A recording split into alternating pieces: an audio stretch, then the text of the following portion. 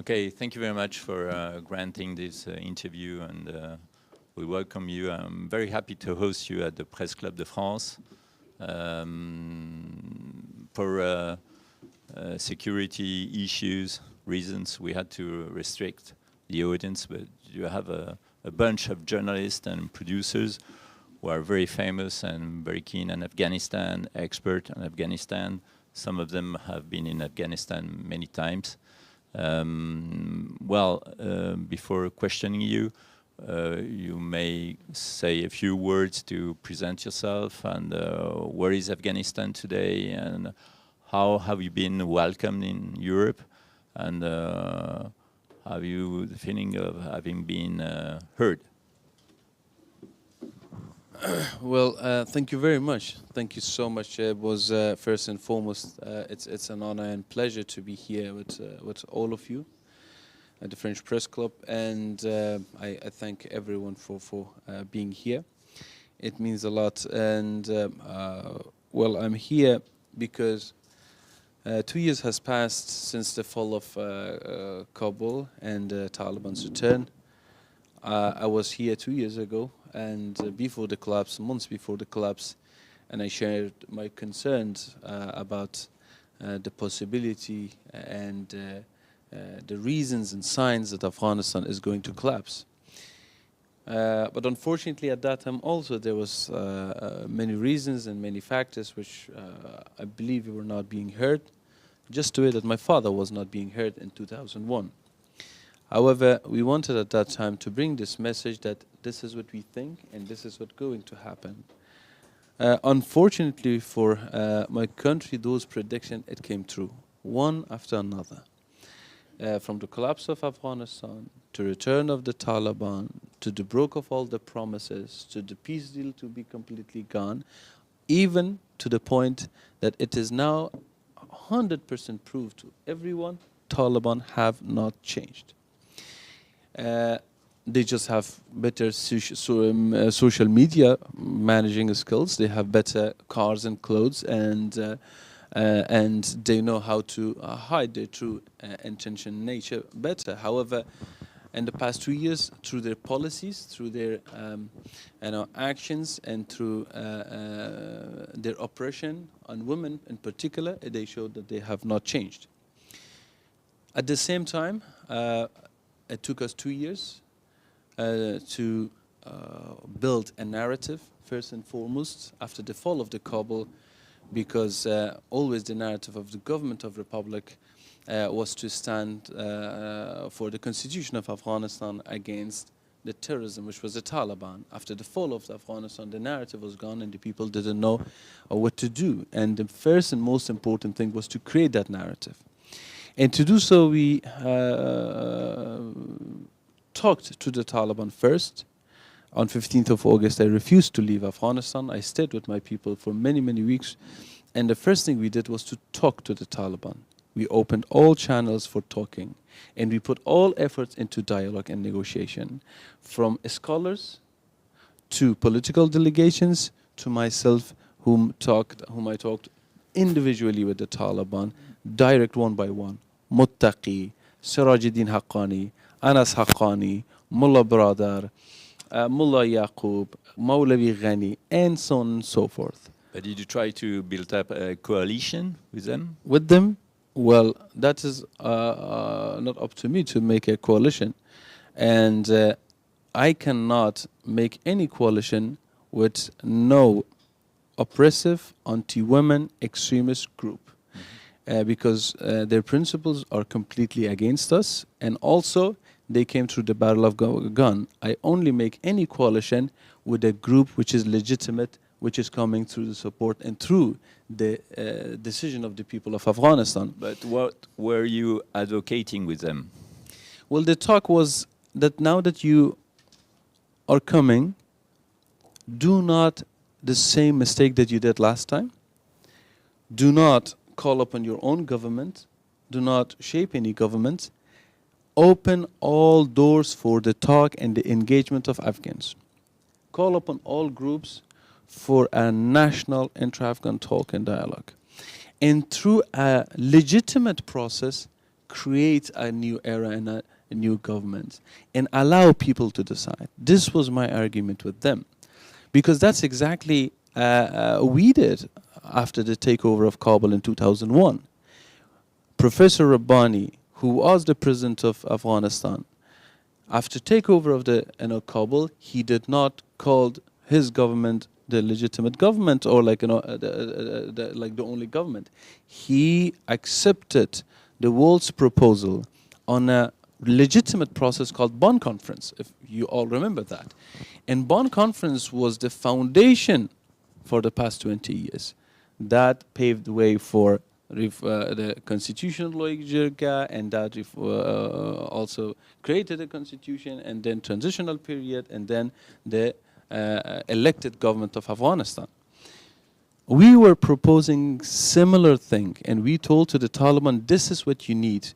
You need to get internal legitimacy. The Taliban's mentality for internal legitimacy, it is recruitment and bay'at, like 1,400 years ago. They were like, okay, Ahmad Massoud, you come and work for us and you be with us. I said, that is not how you do it. Me or whoever, it's not going to bring legitimacy. It will bring you image, decoration, certainly, but not legitimacy. Legitimacy only can be achieved through the vote and the decision of people of Afghanistan through a legitimate process. They downright refused it.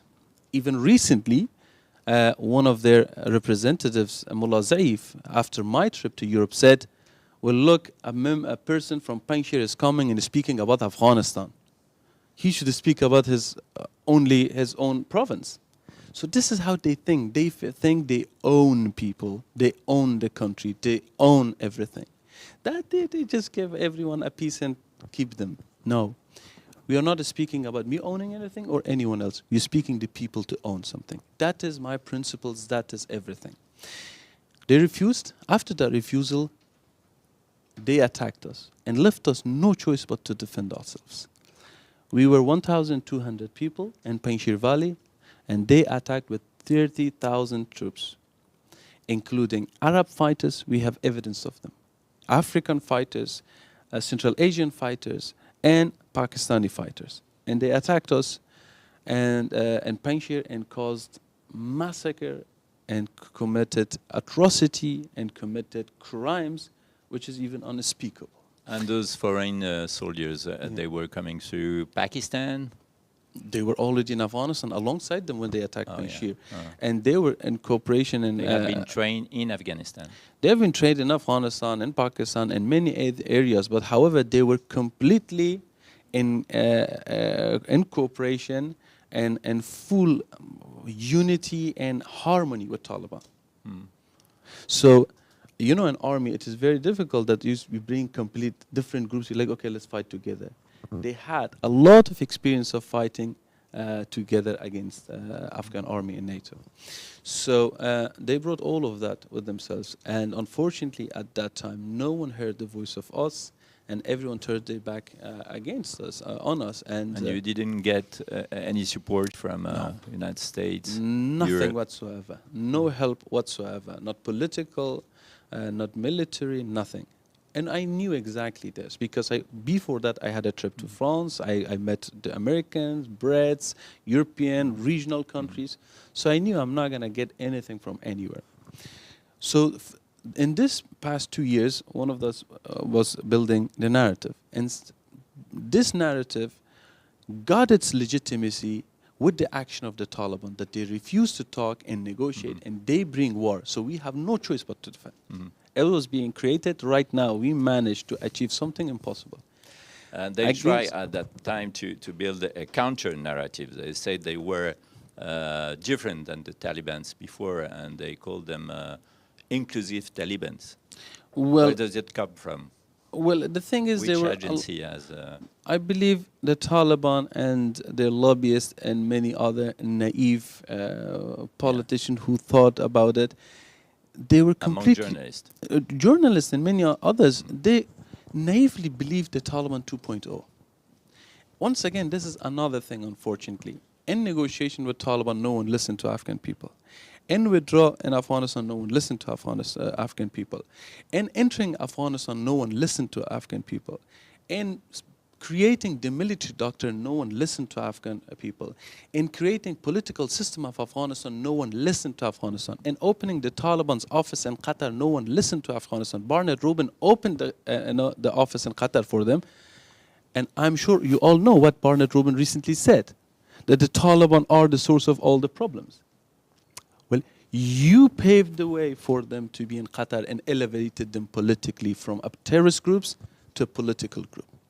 So this is the thing. You see, when I put these, when I'm speaking with passion about it, because it is so unfair to say, okay, only Afghan leadership's corruption. Yes, they were very corrupt. I was not a part of it.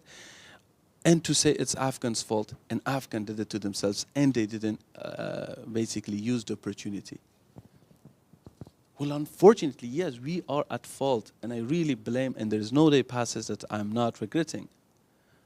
Although that I wasn't a part of it, but as a whole, as a nation, the opportunity that we lost. But there were major factors and elements which made this possible. If America came to Afghanistan, we had no choice in it. They came. When they were leaving, why they had to negotiate with Taliban? Why they had to agree or sign an agreement with Taliban? Why they elevated them? They could just leave. Let me give you an example which sometimes people forget. And I hope for all of you to tell this truth. Americans forced Afghanistan government to release 5,000 Taliban soldiers. You all know about it. As a good gesture of peace. Afghan Republic had to do it. They were forcing it. Qatar and America promised and guaranteed they are not going to return to the front line. The Republic published evidences that these 5,000 soldiers, most of them, they returned to the front line. And they were one of the main reasons for the collapse of Afghanistan. And they even said when they were going to go back. Yeah, they said it. They said it that we are going to go back to fight. Where is the fault of Afghan? The fault of that corrupt government? The fault of the people of Afghanistan? The fault of those soldiers who fought in this? So, following the principle of the West, following the principles of democracy, is this the result? Mm-hmm. So this is one of the things which we created the narrative. The second was organization. The government failed, and we had to create organization. That's why I didn't come to France for the past 2 years, because we were busy doing our own homework. And the third thing was withstanding the all-out war of the Taliban that they are putting to destroy us and destroy resistance. Well, thank God they failed in that. The Security Council verifies, UN Security Council's report verifies what I'm saying now. Not only from 1,200 we didn't get destroyed, but we have expanded to 12 provinces in 2 years, all alone with no help. And now we have 4,000 forces. And I can mobilize hundreds of thousands of forces from Afghanistan army and police and commandos. But unfortunately, I do not have resources to move for their mobilization. Otherwise, there will be hundreds of thousands fighting against the terrorism in Afghanistan. And we wanted to do it to prove to ourselves that we should do it even if we are alone. And secondly, to prove to the world that the people of Afghanistan are standing on principles when they left us. And lastly, we knew it's going to take time for the world to realize their mistakes, to realize Taliban have not changed, and the world was being fooled. So we have done all of those 4 things, and the last thing was the unification of Afghanistan democratic forces. We achieved that. So on principles, you see unity among all opposition of the Taliban. We did that, and that's why after 2 years I'm in France, because we are on the second part of our strategy. It is time for the world to wake up. And my trip to Europe so far has been huge success, because yes, there are not some concrete action promises or anything. However, I realized after many, many meetings that we are all on the same page. The feeling and the belief and what I heard, all believe that Taliban regime is against women. There's gender apartheid going on in Afghanistan, which needs to be recognized. They all completely agree that now the Taliban proved they have not changed, only they got much smarter and much more dangerous. And Al-Qaeda integration and the other terrorist groups with the Taliban is another thing, that before they were on the surface. ISIS and these other groups, they publicly say their intention. Taliban and Al-Qaeda, after what happened to them, they got very articulated. Now they do everything under the table. And this threat is much, much more serious. But what did you ask to European leaders? Well, in the trips that I had, my request was very concrete. First and foremost, the recognition of the political efforts of Democratic Forces of Afghanistan. Second, recognition of the gender apartheid in Afghanistan. Lastly, international community must stop being so naive and having passive policy for Afghanistan. We need cooperation of international community and the West with regional countries for finding a way out of the situation and a concrete sort of a plan or a clear policy for Afghanistan. And the other thing is that the Taliban won't change, won't come to the table, to the political solution that the international community's cooperation will propose. To do it, we need to bring them to the table. To do that, help democratic forces, people like us. Did you ask for the embargo to go on, the embargo against Afghanistan? Well, we request for a bunch of things, and of course sanctions, tougher sanctions and proper measures for the Taliban to feel the pressure was among them. Because one thing which is very important, that the Taliban so far have been very much enjoying the situation that they are at. They are not suffering at all. Yes, but the first to suffer is the population of Afghanistan. And they are starving in some regions. Absolutely. What is the situation inside? Well, the people of Afghanistan are very much, this is one of the very important thing, and this is one of the hardest thing that we talked. How to help the people of Afghanistan who are very much in need. And the international aid is their only source of income and source of food. Because the Taliban are spending all of internal income of Afghanistan to empower their war machine for consolidating themselves and their oppression on our people of Afghanistan. So how to do it? It's a very difficult question, and it requires proper sort of sessions and thinking to do it. We proposed ways, which I cannot expose in here, what were the ways, and we also exposed how the Taliban are taking advantage of the current humanitarian aid. For example, the Taliban after 2021 created through their own affiliation hundreds of NGOs. That if you go, it's all after 2021, after 2021, after 2021. And most of them are completely aligned with the Taliban, and they are a part of the Taliban. Are there any questions? Renaud Girard. I would like to compare two dates.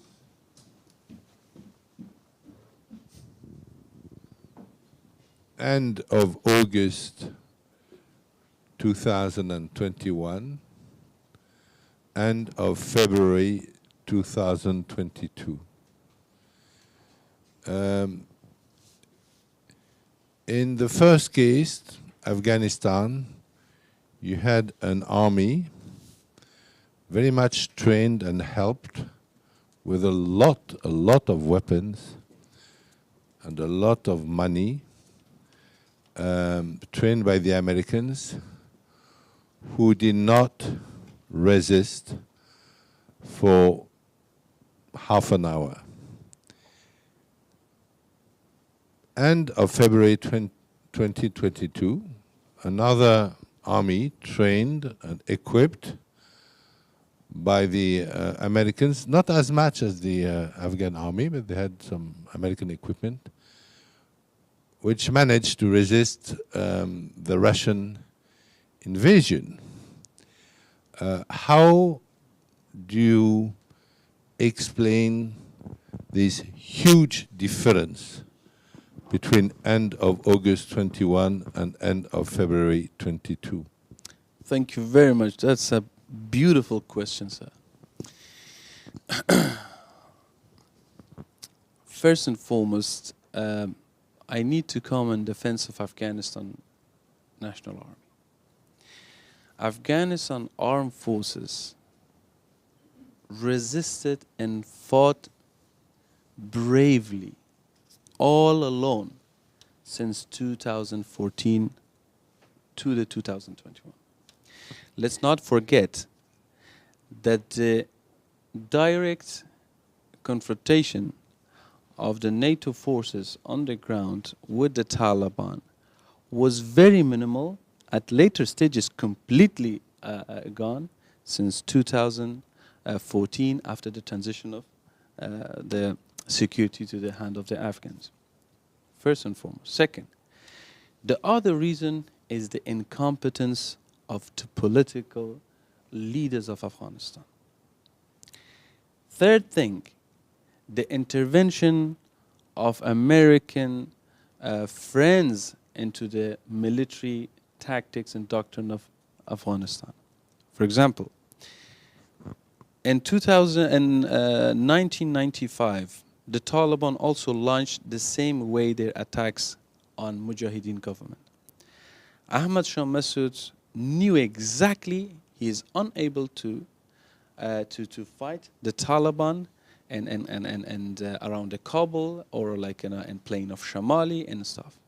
He retreated it to a strategic location like Kabul, Panjshir and the north and the rest. This time I was at the Ministry of Defense with BK Bismillah Khan Muhammadi, the Minister of Defense of Afghanistan. The phone was on the table, and one of the things that they were thinking and talking to a lot of those sorts of the regional commanders of the army, that we had to retreat from the big cities and concentrate on Kabul and cities and provinces around Kabul all the way to Hindu Kush to create a geography which is defendable. However, our American friends told Bismillah Khan that no, you need to keep the cities. So your forces must stay in Herat, in Qunduz, in Mazar, in Kandahar to defend the cities. Which was absolutely wrong in terms of military, let's say, thinking or tactic. Because what would they do? Defend what? Defend just cities, buildings? It was an absolute wrong tactic. The other thing was, once again, the intervention of our friends and the intention of the government in creating initiative to prevent it. Local resistance was something we proposed to the government of Afghanistan, to our friends, international friends, especially Americans. Americans told me in Kabul, we are against local resistance. We do not want to create militias against the government of Afghanistan. And I explained it has nothing to do with being against the government of Afghanistan. It is about saving Afghanistan. We are way past that time to think about like the stability or the legitimacy of just the government. We are going to lose everything. I understand the background and the history and a lot of issue with Dostum, but he's very popular. Use him in the north. Muhaqqiq, use him in the north. Ismail Khan, he's ready with his white beard and he's on the street. Help him. Use him in the west. Create these local resistance from these powerful figures to prevent the fall of the government, to reduce the pressure from Afghanistan army, because Afghanistan army is the backbone of the government. It should not break. So reduce the pressure, let the Afghan army to breathe, because at the end stage, probably last 2 years, the commandos in Afghanistan army were stretched. It was stretched to the point that they couldn't breathe. They were like suffocating because of so much using from. But they even fight each other. They were very divided. Who? Those commanders. No, not at all. I want like there was a civil war in Kabul in when? 95, 96. What, you speak civil war before the 95, not after 2001. 92. 92. 92. We are not speaking of any war but the Taliban since the constitution of Afghanistan. This is another thing. They always say the Afghans were divided. The French are divided. The Brits are divided. And many other countries. Yes, we were divided. But we were divided based on how we were thinking the government should be, like a governing, the way of governing and stuff like that. And we always learn from democracies. We use democratic ways to show our difference in opinions. No one revolted against the government of Afghanistan. You never heard Dostum after the 2001 agreement and Bonn Conference and constitution to do anything against the constitution of Afghanistan, to come and say, I don't accept constitution or the government. Nor you heard it from Atta, nor you heard it from, I don't know, Mohaqiq, nor all of these big figures and big names in Afghanistan at that time. So, once again, I'm not in defense of anyone. However, my argument is that these things they're saying, it is not actually true. Right? So, to the question once again. The Afghan army did everything they could. At the end, they got demoralized because those soldiers and people that they fought alongside, they abandoned them. And not only abandoned them, they went and elevated their enemy. At the same time, they were created the Afghan army based on American support. Please note this, that Americans created Afghanistan to be dependent on two things more than anything: air support and contractors, just like American army. Without America, who would have provided Afghanistan air support or contractors? Next thing, all of Afghan army contract were planned to run out on September 2021. All of Afghan army's helicopters, you know, helicopters, they had to do the, what they call it, to fix them again. Maintenance. The maintenance contract of Afghanistan helicopters and airplanes was up to September 2021.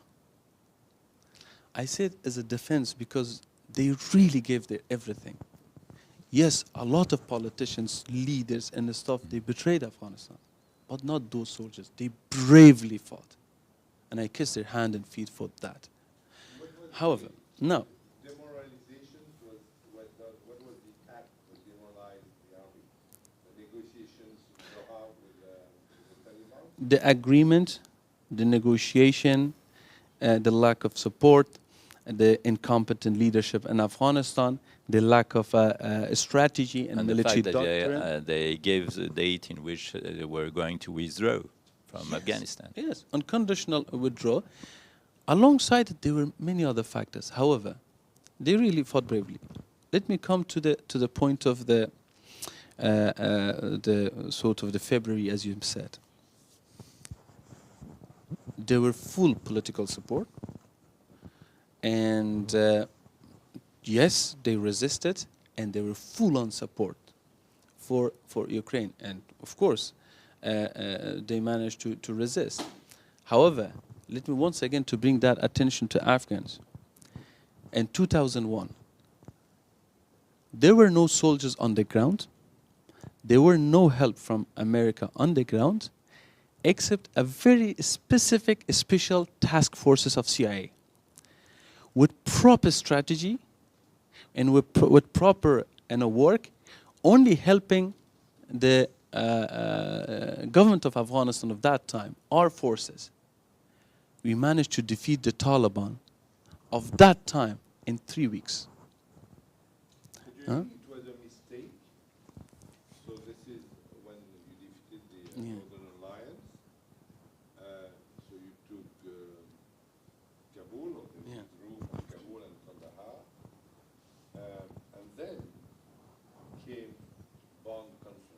Yeah. then came the second American war. The first American war is the CIA helping you. Yeah.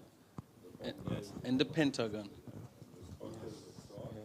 And then in Bonn, it's decided actually a second war because we will send our troops to develop, to democratize, and to reconstruct Afghanistan, per se.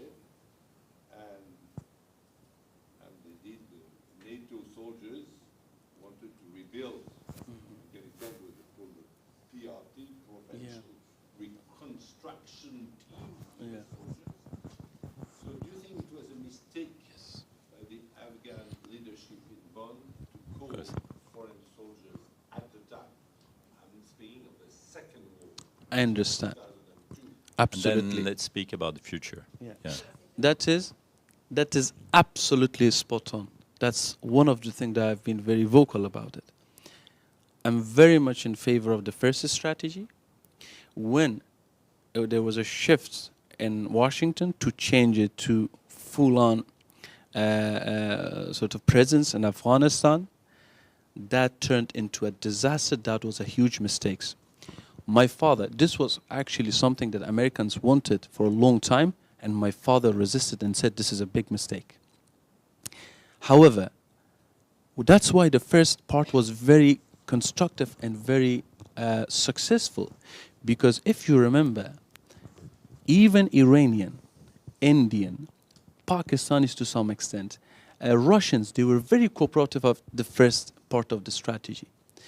But when it was changed to this part, they slowly changed their position to play a very destructive, because presence of troops on the ground was a strategic threat to Iran, to China, to Russia, and so on. So therefore, that was probably one of the main reasons for the re-emergence of Taliban, for the continuation of the war, for the peace deal not working, and for Afghanistan being in this situation, because the war of Afghanistan the past 20 years was not one-dimensional to say only the Taliban. It was the war between many rivals that they fought inside Afghanistan using these tools. Absolutely right. Séverine Caz, Le Parisien, she's in charge of the foreign department. Thank you very much. For the coming years that are coming ahead of you, you said you managed to build up in 12 provinces around 4,000 forces. Can you tell us a little bit more about this? One. And then what do you need practically? Do you need money? Do you need weapons? Are you only on a military strategy? Or do you have also, I don't know, internet strategy, political strategy? Yeah, thank you very much. Well, regarding the first one, after 2021, 15th of August, when we retreated to Panjshir Valley, the Taliban attacked. We defended to the point of the last bullets, and then we realized that it is impossible to hold on to the main valley, and we changed our strategy to guerrilla warfare, and we retreated to the sub-valleys of Panjshir, just like how my father used this tactic against the Soviets. It is very common in many resistance and many guerrilla fighting groups around the world that they use the guerrilla warfare tactic against a big and a stronger opponent. With this, we had huge success in the and last year, particularly that we achieved to shut down the Taliban helicopter. If you remember, we managed to capture 60 Taliban members, which after like spending days with them and realizing it is impossible for a guerrilla group to have prisoners. That we could barely do it on our own, let alone 60 prisoners. We gave them money and we gave them food and we released them, which none of them came back to war, which is interesting. And they actually became a very vocal supporter of us, and that they were like, we went to their turf, we went and we were with them, we were their prisoners, and they had the best treatment of us. While the Taliban, a few weeks later, captured almost 70 people of us. They tied their hands behind their backs, they covered their eyes, just like the Daesh, just like the Nazis, and they shot them, and they publicly published that video online, which is a clear war crime evidence. They published it themselves. After that, we decided to increase our presence in different areas, not to only focus on Panjshir Valley, because the concentration of our forces in Panjshir Valley, it brought too much attention and a presence of Taliban, which was becoming too much for the people, the local people of the province. They killed girls, they raped women, they tortured men, they beat people to death. We have mountains of evidence in that. They took people's houses, they are still in many of those houses. They forced people to leave their houses, and they reached people to the point that they actually came crying to us and begged us that please, the Taliban are torturing us to the point that we cannot take it anymore. Please reduce your presence in Panjshir and go farther in the mountains. Because we were very much on the main valleys, mountains. We were very consolidating ourselves on those mountains, and the Taliban could not catch us. And so they are taking all of their anger on the civilian people, and we had no choice but to reduce some of our forces and that's why you had to leave the Panjshir Valley and to live, nowadays you live in Dushanbe, well, Tajikistan. I would love that for my permanent residence not to be mentioned. Put your people as a target. Sorry? Much more. If you would still be in a no, my departure will explain it, but the explanation and also my permanent residency's place would be off the record because of security reasons.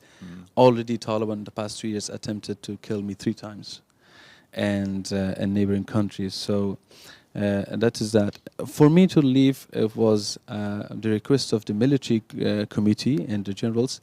We were on our last bullets, and they said, please go and find anything you can for us. Go and see whoever you can.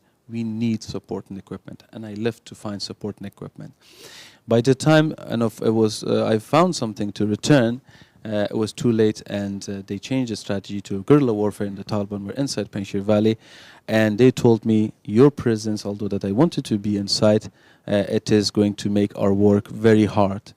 We have enough personnel either to do our job or to protect you. If you're here, if they know, they're going to all attack, and we cannot do our job, which is liberating our land. And that is their decisions. And there's no day passes by that I don't wish for me to be inside my country. Do you travel in the region? Do you go to India? Have you been to Pakistan? Do you want me to go to Pakistan? Attitude of the relations of Pakistan with Taliban? They still support the Taliban? The policy have not changed in the political level, but I believe they got to the point that they know they made mistakes. Yes, and the last part of your question about support, we need everything. We need weapons, we need financial support, we need political support, we need humanitarian support, we need medical support. Just put yourself in the position of people of Afghanistan and think what you need. And last thing, what is our goal? None of our resistance and fighting in war, it is for military purpose. It's all for political purposes. We are resisting because the Taliban are causing atrocity. They are depriving people of their basic and fundamental right, because they are rejecting to talk, to come to table, and they are rejecting to allow people to decide for their own future.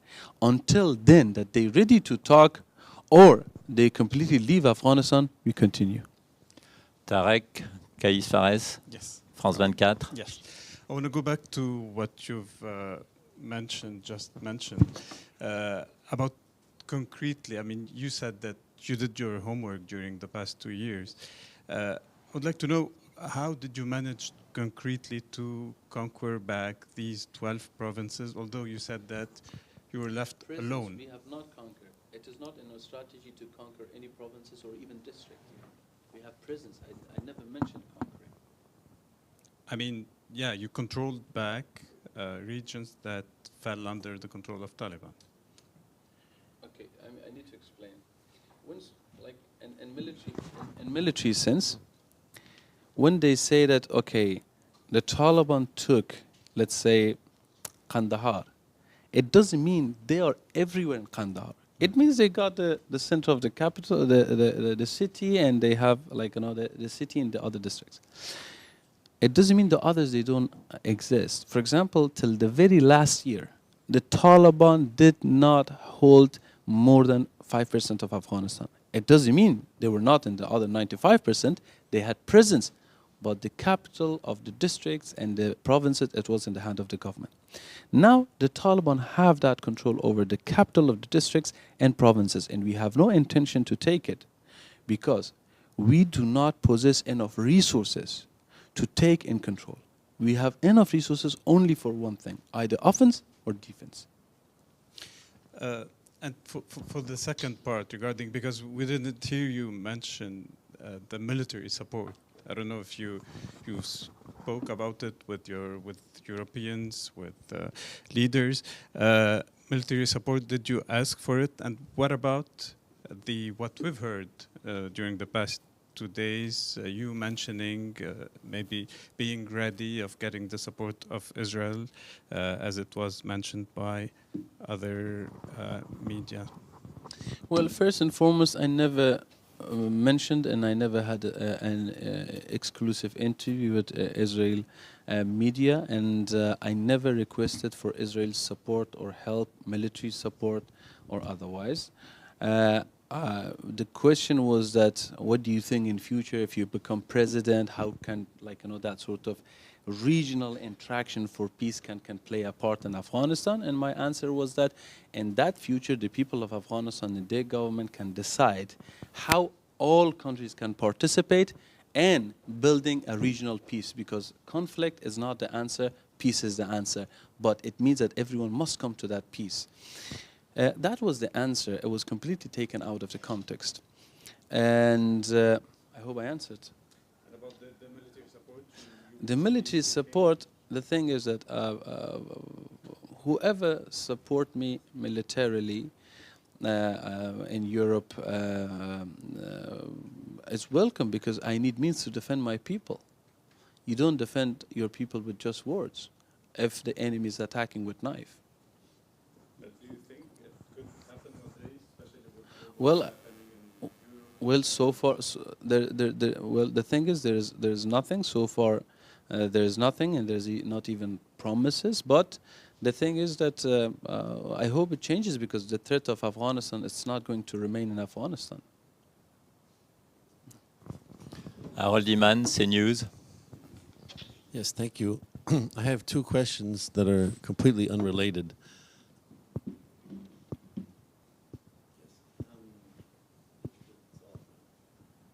3, 2, 1. Great. D'accord. The expulsion by Pakistan of 1.7 million Afghans was announced. I'd like to know why you think that's happening and what effects it will have. That's the one question. And the second one is, how do you judge the withdrawal? Because in the United States, it passes for a catastrophe, the biggest mistake that Biden ever made. Thank you. Thank you very much. Regarding the first question, the Pakistan, I believe the Pakistan, by the way, I heard it from the Pakistanis themselves. They said, we fought against the Soviets and we helped and did everything because the presence of Soviet in Afghanistan was a strategic threat to us. This is what they said. We fought against the Americans and NATO in Afghanistan, and we used all means because their presence in Afghanistan was a threat to us. This is, it was very unfortunate that actually they were getting the billions from America and spending it to kill Americans. And this is something which is very, how to say, it's heartbreaking, because how politics is very cruel. Regarding the Pakistan's position, I believe that they got the tactical victory that they wanted, but they have received, or they have faced, a strategic defeat. Because right now, they are unable to control, at least till now, their security situation. There are 90 bombings every day in Pakistan, across the Pakistan, and they are completely bankrupt. If there is no help of China and other entities, they're economically in a very deep problem. Their political stability is very, very shaky. It's very unstable, and also their relationship to the world. It is not very good. They are being seen as a country who always begs for money. As a matter of fact, this very own creation of Pakistan called Taliban are showing to be much more competent in terms of government than their masters called Pakistan. However, I hope that they realize their mistake, and I hope for them to start changing the policy at the higher level to play a constructive role in Afghanistan, because the strengthening of extremism in Afghanistan and the threat of terrorism from Afghanistan, it is not just a threat to Pakistan but to all of us. Regarding the second question about the withdrawal, well, as a friend in here mentioned, throughout the past 20 years there were some huge mistakes that in many of those cases, actually, I had good American friends, and especially from Pentagon and the rest, that they were very much unhappy with the political decisions which was being made without consultancy or consulting with the professionals, and especially those who are serving in Afghanistan and sacrificing their lives. Let's say that talking with the Taliban was a big mistake, starting the talking. And then continuation of the agreement was a huge mistake. That agreement was catastrophe. However, that although that in itself it was a huge mistake, but it could not end up this catastrophic if it would not be followed by a debacle of withdrawal, unconditional withdrawal from Afghanistan, that even the closest allies of America, which is Europe, was not consulted with. They single-handedly ended the war in the worst possible way, which had a ripple effect that we see it from Ukraine to many other places.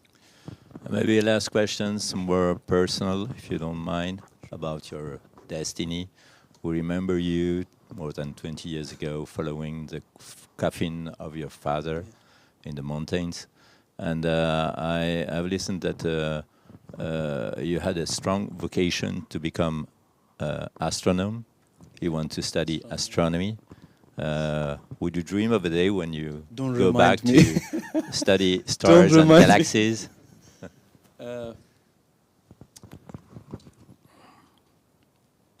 That is my dream.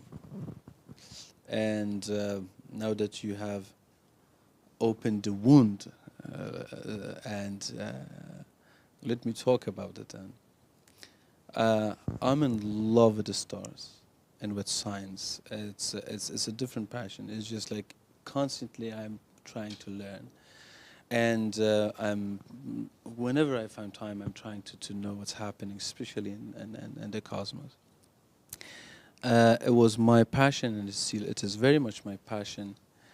And I hope that one day, in a free Afghanistan, I will be able, with the help of all of you, for us to open a center for amateur astronomers, and to be able to bring those intellectuals who are capable, because I'm not capable, I'm just enthusiastic, to teach them in a free Afghanistan, that I can take my daughter to go and learn there, to learn in there and study there, and then I can take her to some music festivals or some, I don't know, cinema, and then to come at home and watch the TV that a legitimate, democratic government of Afghanistan is speaking about policies to help Afghanistan fight climate change. Well, one of my strongest souvenirs is spending a night in the place where your father was killed in Rajabaudin, yes. And I was with Didier Martini. Yeah. He's the editor of a film called Who Killed Massoud. Yes. Maybe you remember that film. And it was very, very, very moving. Which I need to say as new generation to thank you. Those documentaries truly inspired us to stick to the principles of Massoud and the principles of democracy. And here's Tony Comiti, a very famous producer who did Thank you many very much, documentaries on Afghanistan. Yes. Okay, it has been really a pleasure to have you with us. Thank you so much for having and me. Thank if you you all have for time being enough, maybe we can share something to eat. Sure, if there is absolutely. something to- Absolutely.